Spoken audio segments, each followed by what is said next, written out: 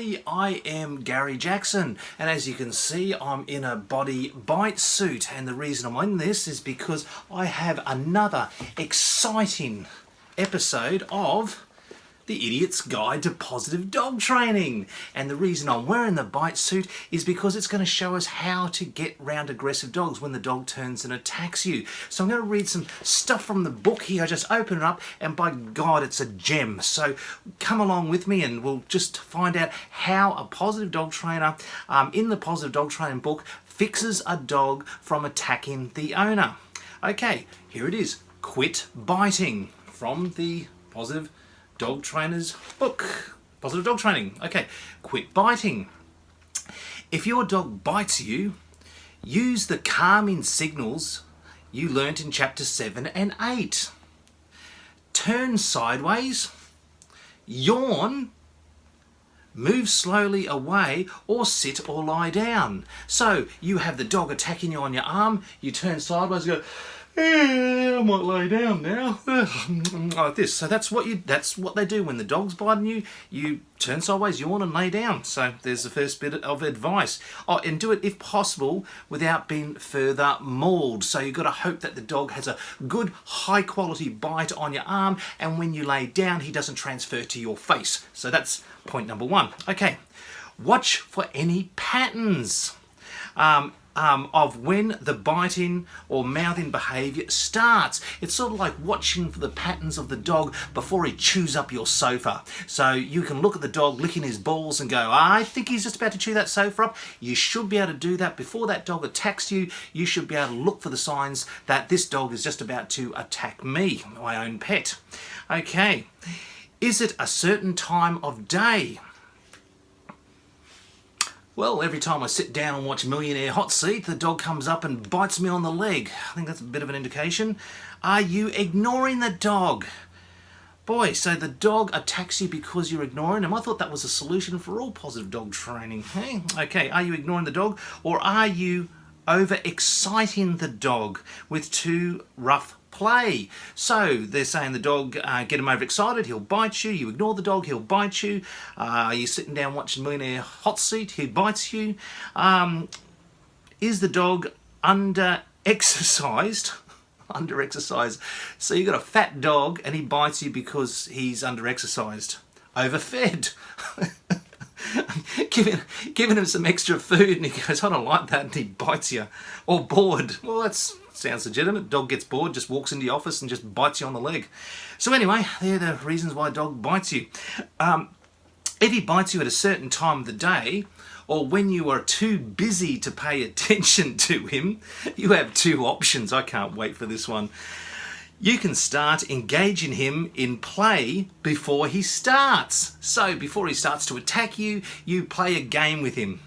Okay, you can completely walk away and ignore him. So it's just like the neighbour's dog chews him up, just ignore him or just walk away. So this time here, he starts getting a bit too rough, so you just ignore him and walk away. Put a barrier between you if necessary. So if he starts to aggress and attack you, just pick up the kitchen chair and just hold it in front of him like a lion, okay?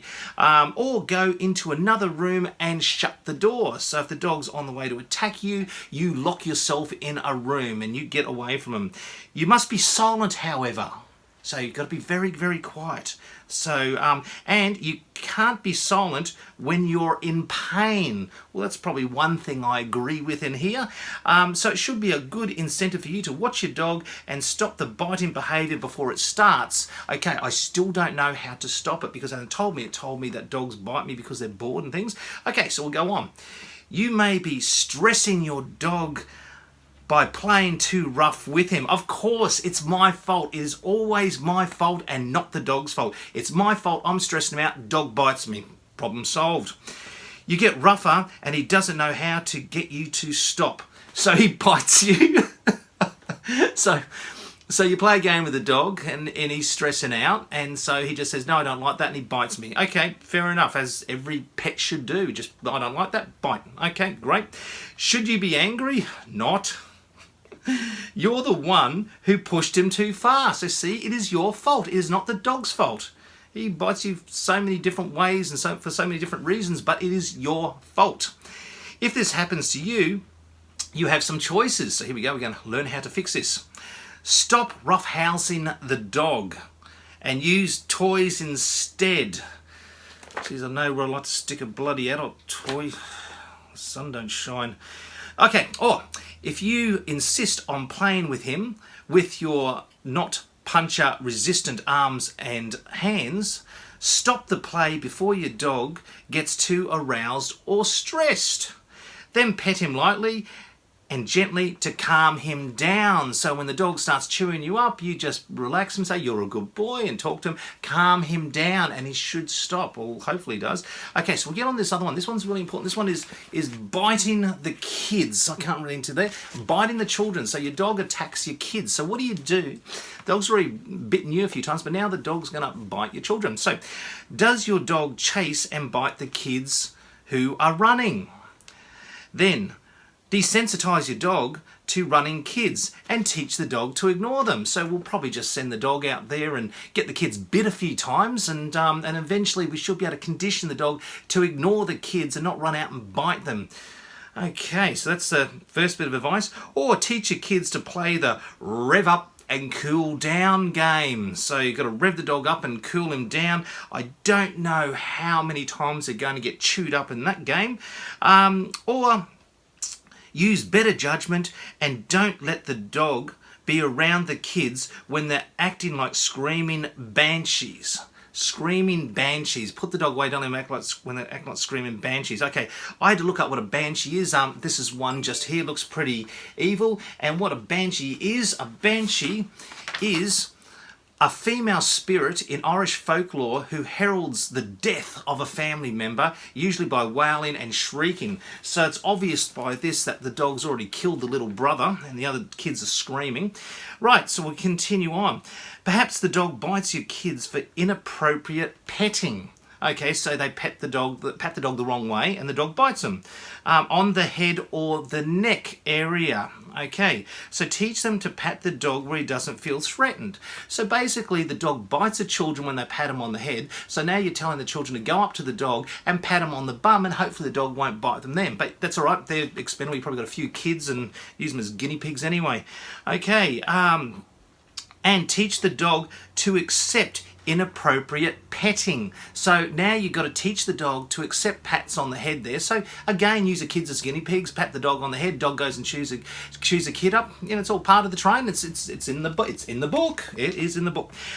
If you have a younger toddling, so now they're going to the babies around, teach your dog to accept pinching and hair pulling.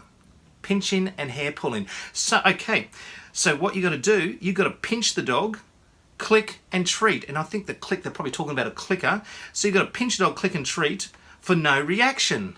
But if the dog does react, well, it's another thing. Then pull the dog's hair, click and treat for no reaction. So basically they're telling you to pinch and pull the dog's hair in a positive dog training book. So do we get the kids to do that as well? Well, let's see.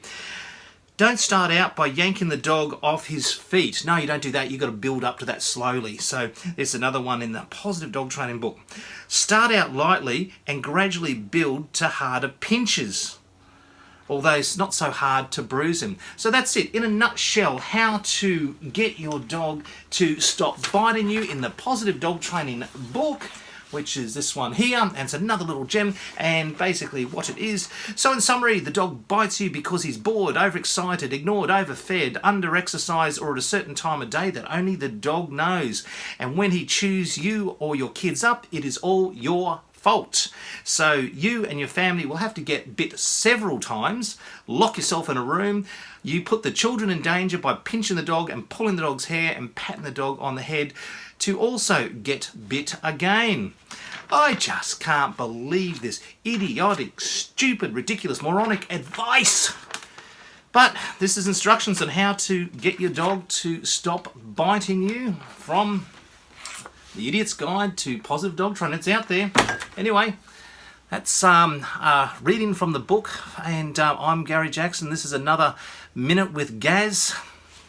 Bye for now.